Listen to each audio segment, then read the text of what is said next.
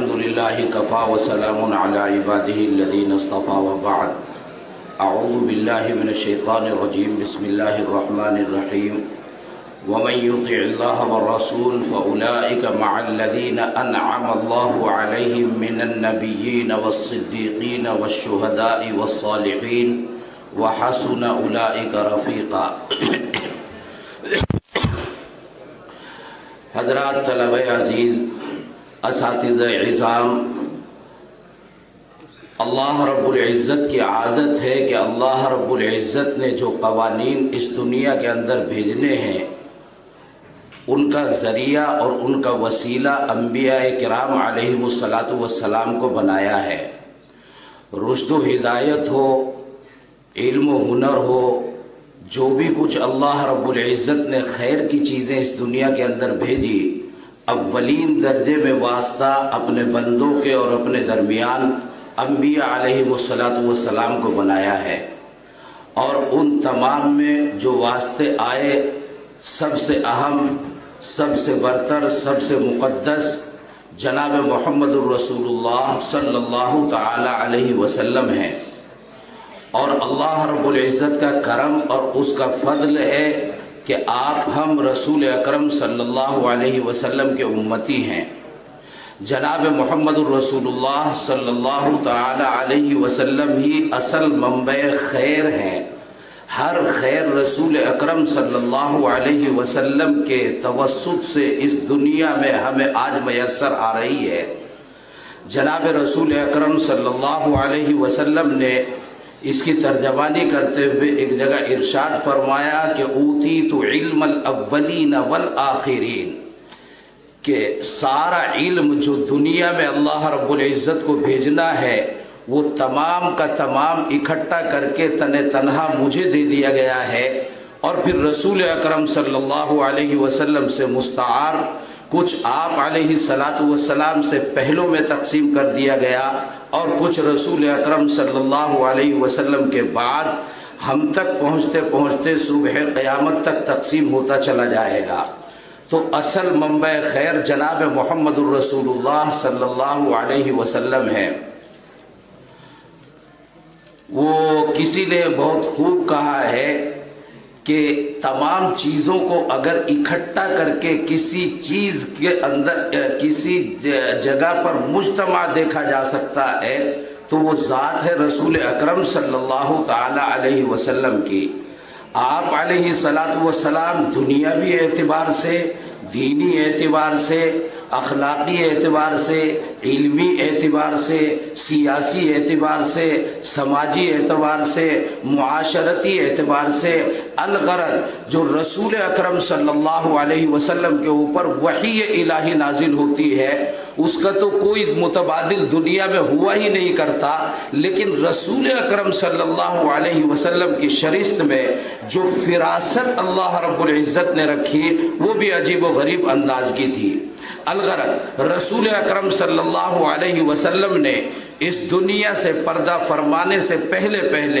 جانے سے پہلے اپنے بعد ایسی شخصیات سازی فرمائی ہے، اور ایسی اہم ترین اور مقدس شخصیتیں چھوڑی ہیں کہ جن کا نام لیتے ہوئے ذرا آج رعب پڑتا ہے، صحابہ رضی اللہ تعالی علیہم اجمعین۔ اور یہ وہ ہیں کہ جن کے بارے میں قرآن کریم نے کہا کہ مع النبیین من النبیین والصدیقین والشہداء والصالحین وحسن اولئک رفیقا۔ اللہ رب العزت کے انعامات اولا نبیوں کے اوپر ہیں اور ثانوی درجے میں صدیقین میں ہیں۔ صدیقین میں امام رازی علیہ الرحمہ لکھتے ہیں کہ صدیق نام اصل اس کا ہے جو من و عن، بغیر کسی شک کے، بغیر کسی شبے کے، بغیر کسی خلجان کے رسول اکرم صلی اللہ علیہ وسلم کی ہر بات کی تصدیق کرتا ہے، اور تمام صحابہ رضی اللہ تعالی عنہم اجمعین بغیر کسی خلجان اور شک و شبے کے رسول اکرم صلی اللہ علیہ وسلم کی تصدیق کرتے تھے۔ اسی وجہ سے ان کو یہ اونچے مقامات میسر آئے، لیکن ان میں تمام میں فرد کامل حضرت سیدنا ابو بکر صدیق رضی اللہ تعالی عنہ تھے کہ پہلے نمبر پر ایمان لانے والوں میں ہیں، اور تصدیق کرنے والوں میں تصدیق تو سیدنا امام ابو حنیفہ علیہ الرحمہ کا قول آپ نے ایمان کی تعریف میں پڑھا ہے کہ تصدیق تو قلب کا کام ہے اور وہ اس میں کمی اور زیادتی ہوتی نہیں ہے، لیکن اس کی روشنی اور اس کی اہمیت اور اس کے اندر کمی اور زیادتی بہرحال مسلم ہے۔ حضرت سیدنا ابو بکر صدیق رضی اللہ تعالی عنہ میں یہ بات بدرد عتم اس درجے پائی جاتی تھی کہ دوسرے صحابہ رضی اللہ تعالی عنہم اجمعین میں بھی نہیں پائی جاتی تھی۔ حضرت سیدنا عمر فاروق رضی اللہ تعالی عنہ جیسا جلیل القدر صحابی کہتے ہیں کہ صلح حدیبیہ کے موقع پر جو میرے اشکالات تھے اور میں نے وہ اشکالات رسول اکرم صلی اللہ علیہ وسلم کے سامنے بڑی جرأت کے ساتھ پیش کیے، میں جب وہاں سے ناکام ہو گیا رسول اکرم صلی اللہ علیہ وسلم نے مجھے سمجھانے کے لیے کچھ باتیں عرض کر دی تو چپ ہونا میری مجبوری ہو گئی، مگر میں چپ بیٹھا نہیں تھا، میں حضرت ابو بکر رضی اللہ تعالیٰ عنہ کے پاس گیا کہ شاید یہ میری بات سے متفق ہو جائیں اور جب یہ میرے ساتھ چلیں گے تو رسول اکرم صلی اللہ علیہ وسلم کو منانے میں کامیابی حاصل ہو جائے گی۔ لیکن کہتے ہیں کہ جب میں ابو بکر رضی اللہ تعالیٰ عنہ کے پاس گیا منو ان وہی باتیں ارشاد فرمائی جو باتیں رسول اکرم صلی اللہ علیہ وسلم نے میری تسلی کے لیے ارشاد فرمائی تھی۔ مجھے کہنا یہ ہے کہ صحابہ رضی اللہ تعالیٰ عنہم اجمعین کی ایک جماعت ہے، رسول اکرم صلی اللہ تعالیٰ علیہ وسلم ہے، آپ تو مستجمع ہیں، آپ کو اللہ رب العزت نے الگ الگ تمام اوصاف اکٹھے کر کے عطا فرمائے تھے، لیکن آپ کے بعد کوئی شخصیت دنیا میں ایسی نہیں تھی جو تمام کمالات کو یکجا اکٹھا کرتی ہو، تو کمالات تقسیم ہوتے چلے گئے، تقسیم ہوتے چلے گئے، تقسیم ہوتے چلے گئے۔ صحابہ رضی اللہ تعالیٰ عنہم اجمعین میں کسی میں کوئی رنگ غالب ہے، کسی میں کوئی رنگ غالب ہے، کسی میں کوئی رنگ غالب ہے، لیکن ہر رنگ رسول اکرم صلی اللہ علیہ وسلم کا ہے۔ صبغۃ اللہ ومن احسن من اللہ صبغہ۔ اس کے بعد جب اللہ رب العزت کی مشیت ہوئی اور ایمان دور دراز علاقوں تک پھیلنا شروع ہوا اور پھیلتے پھیلتے اس ہندوستان میں ایمان آیا، مومنین آئے، مسلمین آئے، انہوں نے ایمان و ایمانیات کی ترجمانی اپنے انداز پر کی، ایسی ترجمانی کہ ایک وقت میں لاکھوں لاکھوں لوگ ان کے ہاتھوں پر مشرف بے اسلام ہوتے تھے۔ وہ کیا کہا کرتے ہیں، ہم تو تقریروں تک محدود ہو جاتے ہیں، وہ کہتے ہیں کہ دل جوش میں لا فریاد نہ کر، دل جوش میں لا فریاد نہ کر، تاثیر دکھا تقریر نہ کر۔ وہ تاثیر ایسی دکھاتے تھے، ایسی قوت اللہ رب العزت نے ان کو عطا فرمائی تھی، لیکن علمی اعتبار سے جو ہندوستان کی عجیب و غریب تاریخ ہے، یہاں آ کر علم تقسیم ہو گیا۔ فقہ اسلامی نے لکھنؤ کو، فرنگی محل کو اپنا مسکن بنایا، اور خیر آباد نے معقولات کو اپنا مسکن بنایا، اور دہلی نے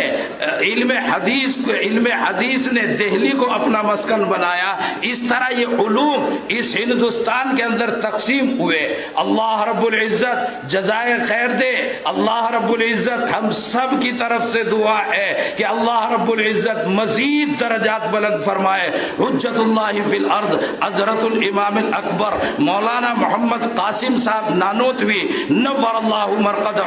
وبرد مضجعہ، انہوں نے معقولات کو بھی خیر آباد سے لے لیا، اور لکھنؤ اور فرنگی محل سے فقہ اسلامی کو بھی لے لیا، اور دہلی سے علم حدیث کو بھی لے لیا، دینوں کو اکٹھا کر کے دیوبند کو ایک ایسی مرکزیت عطا کی کہ آپ آج ساری دنیا میں دارالعلوم دیوبند کا فیضان دیکھ رہے ہیں۔ یہ تمام علوم کو اکٹھا کیا اور ایسے اپنے اندر ان کو اکٹھا کر کے اس کا مظاہرہ ہر میدان میں اس انداز سے کیا۔ ادھر یلغار ہے انگریزوں کی، ان سے نبرد آزما ہے، ادھر ہندو پنڈتوں اور عیسائی پادریوں سے مقابلہ آرائی ہے، اور ادھر علم حدیث، علم فقہ اسلامی اور معقولات ان تمام کی ترجمانی ہے۔ اس تمام کے ہوتے ہوئے عجیب و غریب اللہ رب العزت نے مقام عطا فرمایا۔ حضرت سید الطائفہ حاجی امداد اللہ مہاجر مکی نور اللہ مرقدہ، آپ کے دامن سے حضرت نانوتوی نور اللہ مرقدہ اور حضرت گنگوئی نور اللہ مرقدہ دونوں اس انداز سے اکتساب فیض بلکہ اکتساب باطن کے لیے اس طرح وابستہ ہوئے حضرت حاجی صاحب نور اللہ مرقدہ لکھتے ہیں کہ میرے دامن میں کیا ہے، اپنے مریدوں کو مخاطب کرتے ہوئے کہتے ہیں میرے دامن میں کیا ہے، میں تو مروں گا، اللہ پوچھیں گے کہ کیا لے کر آیا ہے، کہہ دوں گا نانوتوی اور گنگوہی کو لے کر آیا ہوں۔ مجھے امید ہے کہ ان دونوں کو سامنے میں نے کر دیا تو میری بخشش کا یہ دونوں وسیلہ ہو جائیں گے۔ حضرت حجت اللہ فی الارض حضرت مولانا محمد قاسم صاحب نانوتوی نور اللہ مرقدہ نے دارالعلوم دیوبند میں عربی مدرسہ دیوبند کا ایک عربی مدرسہ قائم کیا۔ کون جانتا تھا کہ یہ شجر طوبہ اس انداز سے پھلے گا اور پھولے گا، لیکن ان کی صداقت، ان کی محنت، ان کا اخلاص، ان کی للہیت، ان کی فنائیت عجیب و غریب قسم سے رنگ لائی ہے۔ حضرت نانوتوی نور اللہ مرقدہ کی عمر بہت معمولی 50 کے اندر ہے، اور یہ کار آئے نمایاں انجام دیتے ہوئے وہ دنیا سے ایسے رخصت ہوئے کہ ان کی کتابوں کی تشریح آج تک حجت الاسلام اکیڈمی میں ہو رہی ہے، اور ابھی تک ہم سے ان کا حق ادا نہیں ہو رہا۔ چھوٹے چھوٹے جملے ہیں، اتنے گہرے جملے کہ تشریح کرتے چلے جائیں، کتابچے بنتے ہیں، کتابچوں کی تشریح کرتے ہیں، کتابیں بنتی چلی جاتی ہیں، تشریح در تشریح۔ آج 150 سال سے زیادہ گزر گئے، آج تک جو ہے ہم ان کی تشریح کر رہے ہیں اور ابھی تک ہم سے حق ادا نہیں ہو پا رہا ہے۔ اتنا گہرا علم اللہ رب العزت نے، اتنا اہم اخلاص اللہ رب العزت نے، اتنی فکر، اتنا عزم، اتنا حوصلہ اللہ رب العزت نے ان کو عطا فرمایا تھا۔ اس کے بعد حضرت فخر الاسلام حضرت مولانا احمد صاحب نور اللہ مرقدہ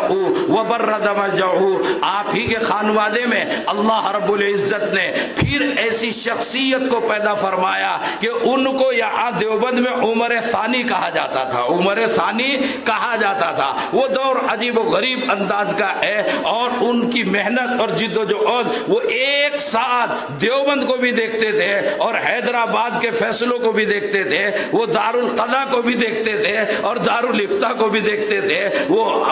یعنی ہمہ جہت شخصیت اللہ رب العزت نے دارالعلوم دیوبند کو عطا فرمائی۔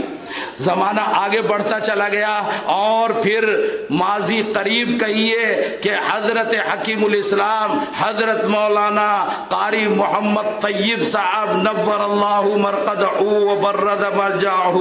آپ کو اللہ رب العزت نے طویل زمانہ بھی ترجمانی کے لیے عطا فرمایا، اور حضرت حکیم الاسلام نور اللہ مرقدہ کو میں کل بھی کہیں عرض کر رہا تھا کہ آج بھی وہ کوشش ہے کہ اگر ذرا گہری نگاہوں سے حضرت حکیم الاسلام علیہ الرحمہ کی ایک تقریر من و عن اچھی طرح کئی مرتبہ پڑھ لیتا ہوں تو 10 تقریریں تیار ہو جاتی ہیں۔ اتنا گہرا علم، اتنی نکتہ آفرینی حضرت حکیم الاسلام علیہ الرحمہ کو۔ ایک عجیب سا انداز ہے کہ جب جملے بولتے ہیں تو جیسے دل سے نکلتی ہے اور دل پہ اثر کرتی ہے، ایسی گفتگو ہے، ایسا انداز حضرت حکیم الاسلام علیہ الرحمہ کا ہے۔ حضرت حکیم الاسلام علیہ الرحمہ ایک ساتھ مدرس بھی تھے، خطیب بھی تھے، مدبر بھی تھے، منتظم بھی تھے، ہمہ جہت شخصیت۔ اور یہ جو دارالعلوم دیوبند کی ترجمانی حضرت حکیم الاسلام علیہ الرحمہ نے کی،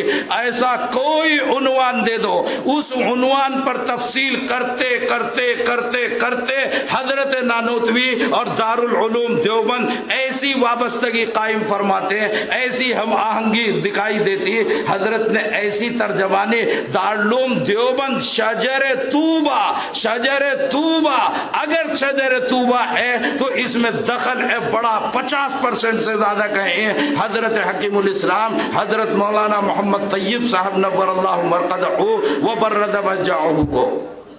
اس سے آگے بڑھے عجیب و غریب صورتحال پیش آئی. اس سے آگے بڑھتے بڑھتے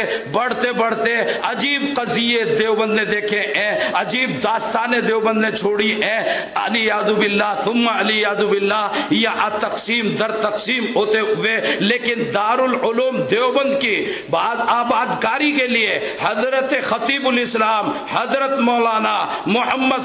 سالم صاحب قاسمی نور اللہ مرقدہ وبرد مرجعہ, ہمارا ربع صدی کا دور ہے. ہم نے قریب سے حضرت کی شخصیت کو دیکھا ہے. حکیم الاسلام کو سنا, فخر الاسلام کو سنا, حجت الاسلام کو پڑھا اور سنا, لیکن حضرت خطیب الاسلام رئیس المتکلمین حضرت مولانا محمد سالم صاحب قاسمی نور اللہ مرقدہ وبرد مرجعہ, اور آپ کا دایاں ہاتھ الایمن فالایمن حضرت فخر المحدثین ابن انور علامہ انظر شاہ صاحب کشمیری نور اللہ مرقدہ وبرد مرجعہ, دونوں شخصیتوں کو قریب سے دیکھا ہے. جبال علم تھے اور اس سے آگے بڑھ کر جبال عزم تھے, جبال حوصلہ تھے. ان کو اللہ رب العزت نے ایسے وقت پر جب اچھوں کے قدم ڈگمگاتے ہیں اور اچھی طاقتیں جواب دے جاتی ہیں, اس وقت ان کو اللہ رب العزت نے وہ عزم اور حوصلہ عطا فرمایا تھا جس کی ترجمانی یہ دارالحدیث اور یہ دارالعلوم وقف کے در و دیوار کر رہے ہیں. عجیب و غریب شخصیتیں اللہ رب العزت نے عطا فرمائی, اور نام میں تھوڑی سی تبدیلی نہیں ہے, بلکہ جو نام کے اندر دبے ہوئے الفاظ تھے جو آپ محذوف کہتے ہیں کہ المحذوف کالمذکور, المحذوف کالمذکور. پیر صاحب نے ہمیں خوب سکھایا ہے المحذوف کالمذکور, کہ کبھی کبھی کچھ محذوف ایسے ہوتے ہیں کالمذکور ہوتے ہیں, وہ کبھی کبھی مذکور ہی ہو جاتے ہیں. یہ دارالعلوم دیوبند یہی اصل وہی جو کا تو دارالعلوم دیوبند, وہی دارالعلوم دیوبند. میں عرض کر رہا ہوں ذرا سمجھئے طلبہ عزیز, آپ کے جملے کبھی کبھی احتیاط کے خلاف ہوتے ہیں, سنیے. اور پوری قوت کے ساتھ کہنا چاہتا ہوں, میرے اکابر علماء یہاں پر بیٹھے ہوئے ہیں, حضرت محترم صاحب دامت برکاتہم, حضرت شاہ صاحب دامت برکاتہم, جرأت نہیں کرنی چاہیے تھی, مگر مجھے جرأت کا حق دیجئے, کہنے دیجئے کہ دارالعلوم دیوبند جہاں آپ بیٹھے ہوئے ہیں یہ وہی دارالعلوم دیوبند ہے جس کی بنیاد رکھی تھی حجت الاسلام حضرت مولانا اور حجت الاسلام حضرت مولانا محمد قاسم صاحب نانوتوی نور اللہ مرقدہ نے, جس کی آبیاری کی تھی حضرت گنگوئی فقیہ النفس حضرت مولانا رشید احمد گنگوئی نور اللہ مرقدہ نے. معاملہ یہی تھا کہ یہ وقف علی اللہ ہے, بس اس لفظ کو جو محذوف تھا نکال کر باہر ہم نے رکھ دیا اور ہم نے کہا دارالعلوم وقف دیوبند, دارالعلوم وقف دیوبند. حضرت خطیب الاسلام حضرت فخر الاسلام حضرت خطیب الاسلام جب بولتا ہوں, حضرت مولانا محمد سالم صاحب قاسمی نور اللہ مرقدہ, حضرت فخر الاسلام جب بولتا ہوں تو حضرت علامہ انظر شاہ کشمیری نور اللہ مرقدہ وبرد مرجعہ. اللہ رب العزت نے ان کو بڑا عزم بڑا حوصلہ عطا فرمایا تھا, لیکن اللہ رب العزت کی عادت ہے بڑے چلے جاتے ہیں. اور حضرت خطیب الاسلام نور اللہ مرقدہ بہت مرتبہ ان کی زبانی سنا کبرنی موت کبراکم, کبرنی موت کبراکم, کہ تمہارے بڑے چلے جاتے ہیں ہمیں بڑا بنا جاتے ہیں. یہ نسلم بعد نسل, اللہ رب العزت کی عادت ہے, یہ دنیا یوں ہی چلتے رہنا ہے. اللہ رب العزت نے حضرت خطیب الاسلام حضرت مولانا محمد سالم صاحب قاسمی نور اللہ مرقدہ کے بعد بڑے واقعتاً نام تو عجیب و غریب ہے. میں نے پتہ نہیں کہ کتنے سال 20-30 سال پہلے لغت میں اٹھا کر دیکھا تھا کہ سفیان کا لفظ کس معنی میں ہوتا ہے, تو وہ کشتی کے ملاح کو کہتے ہیں, وہ کشتی کے ملاح کو کہتے ہیں, کشتی بان کو کہتے ہیں, جو کسی کشتی کو لے کر کنارے تک پہنچنے کی صلاحیت رکھتا ہو اس کو محمد سفیان کہتے ہیں. اللہ رب العزت نے ہمیں موجودہ محتمم کی شکل میں نمونہ اسلاف حضرت مولانا محمد سفیان صاحب قاسمی دامت برکاتہم العالیہ اور اسی طرح ابن انور پھر ابن انور حضرت علامہ انظر شاہ کشمیری نور اللہ مرقدہ کی جانشینی میں ہمارے برادر محترم حضرت مولانا سید احمد خضر شاہ صاحب مسعودی دامت برکاتہم العالیہ، اسی انداز سے حضرت محتمم صاحب علیہ الرحمہ، حضرت شاہ صاحب علیہ الرحمہ کبھی تشریف فرما ہوا کرتے تھے، اب انہیں نہ دیکھا، ان کی آنکھوں سے انہیں دیکھ رہے ہیں، اور اللہ کا کرم ہے کہ دارالعلوم وقف دیوبند ترقی در ترقی، ترقی در ترقی آپ دیکھ رہے ہیں۔ آپ تو گھر کے اندر کے افراد ہیں، طلبہ عزیز ہیں، آپ کو پتا ہے کہ یہاں کے شعبے جات کس طرح ترقی کرتے ہوئے چلے جا رہے ہیں، کیا ان کا معیار ہے، کیا ان کا انداز ہے، اور اللہ جزائے خیر دے ان نوجوان عالم دین محترم مولانا ڈاکٹر محمد شکیب صاحب قاسمی کو اللہ رب العزت جزائے خیر دے اور عزم و حوصلے عطا فرمائے، کہو نا آمین، اور عزم و حوصلے اللہ رب العزت عطا فرمائے۔ انہوں نے 4 چاند لگا رکھے ہیں، ان کی محنت انہی کا حصہ ہے۔ میں تو کہا کرتا ہوں کہ بھائی ہم بھی تھک جاتے ہیں، لیکن اسٹیل باڈی اور اسٹیل کا عزم و حوصلہ اگر کسی کو ملا ہو تو مولانا محمد شکیب صاحب ہیں۔ دعائیں بڑوں کی ہے، سرپرستی بڑوں کی ہے، سربراہی بڑوں کی ہے، مگر عزم اور حوصلہ اور قوت عمل جو ہے محترم مولانا ڈاکٹر محمد شکیب قاسمی دامت برکاتہم العالیہ کی ہے۔ تقریر طویل نہ ہو جائے، حضرت محتمم صاحب تشریف فرما ہے، تمہید مختصر سی تمنا مختصر سی تھی مگر تمہید طولانی، کہیں دیر نہ ہو جائے، دوسری قسط جو ہے ختم بخاری کے لیے روک لیتا ہوں، انشاءاللہ ثم انشاءاللہ سما خراشی پھر ہوگی۔ عرض کرتا چلوں کہ یہ جلسہ انعامیہ ہے، وَمَن يُطِعِ اللَّهَ وَالرَّسُولَ فَأُولَٰئِكَ وَمَن يُطِعِ اللَّهَ وَالرَّسُولَ، اطاعت شرط ہے انعامات کے لیے، اطاعت شرط ہے انعامات کے لیے، اور اطاعت میدان علم میں بھی ہوگی اور میدان عمل میں بھی ہوگی، میدان علم میں بھی ہوگی، میدان عمل میں بھی ہوگی۔ میں کہا کرتا ہوں دارالعلوم دیوبند کا امتیاز شریعت و طریقت کو جمع کر دینا ہے، ایک طرف شریعت کی ترجمانی ہے، ایک طرف طریقت۔ طلبہ عزیز، آپ کے اساتذہ یہ تشریف فرما ہے، آپ قریب سے دیکھتے ہیں، آپ کو اہمیتوں اور عظمتوں کا پتہ نہیں ہے۔ حضرت محتمم صاحب نے، حضرت شاہ صاحب نے ایسی شخصیتوں کو لا کر جمع کیا ہے کہ انشاءاللہ کہتا ہوں جس کے دامن سے وابستہ ہو جاؤ گے کامیاب ہو جاؤ گے۔ حضرت شاہ صاحب سے میں نے کانوں سے سنا ہے، عشاء کے بعد مجلس میں بیٹھے ہوئے ہیں کہ بھئی دارالعلوم وقف ہے، انتخاب اللہ ایسا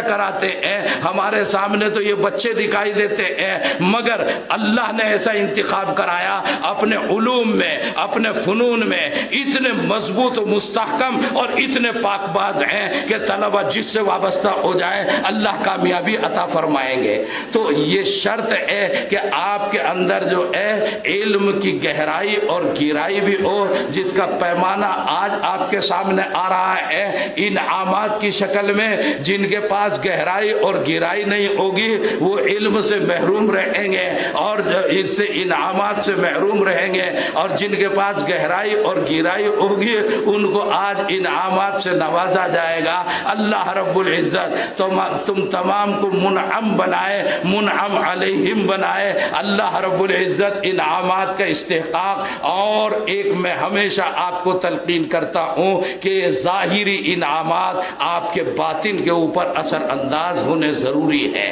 یہ باطن جو ہے اسی کو اللہ رب العزت دیکھتے ہیں، یہ ظاہر اسی باطن کے تزکیے کا ذریعہ اور وسیلہ ہے۔ اللہ رب العزت ہر طرح سے کامیابی عطا فرمائے۔ یہ جلسہ انعامیہ ہے، اس کی تاریخ بہت طویل ہے، بہت لمبے عرصے سے دارالعلوم دیوبند میں جلسہ انعامیہ کا انعقاد ہوتا چلا آیا ہے اور انشاءاللہ ہوتا رہے گا۔ آج بھی یہ کتابیں آپ کے سامنے ہیں اور جلسہ انعامیہ کا انعقاد ہے۔ اس جلسہ انعامیہ میں سب سے پہلے میں اپنے محترم اور مکرم جناب مولانا قاری محمد واصف صاحب دامت برکاتہم کو